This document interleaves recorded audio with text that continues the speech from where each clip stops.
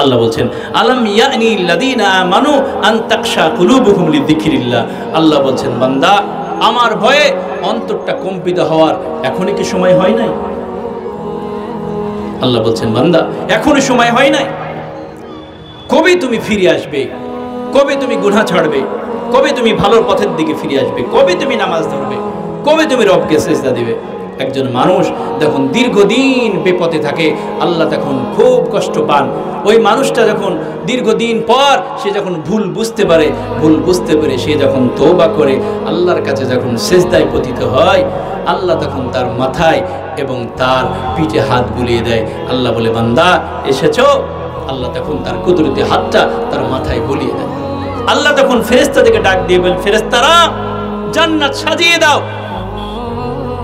আসমান সাজিয়ে দাও। ফেরেশতারা বলে আল্লাহ কেন জান্নাত সাজাবো, কেন আসমান সাজাবো? আল্লাহ রাব্বুল আলামিন বললেন একজন আমার বান্দা দীর্ঘদিন আমার কাছ থেকে দূরে ছিল, আমাকে স্মরণ করে নাই, আমাকে সিজদা দেয় নাই। অনেক দিন পর সে ভুল বুঝতে পেরে আমি আল্লাহকে সিজদা দিয়েছে, আমার কাছে ফিরে এসেছে, আমি খুশি হয়েছি, এই জন্য জান্নাত সাজাইতে বলছি, তুমি তার জন্য জান্নাত সাজিয়ে দাও।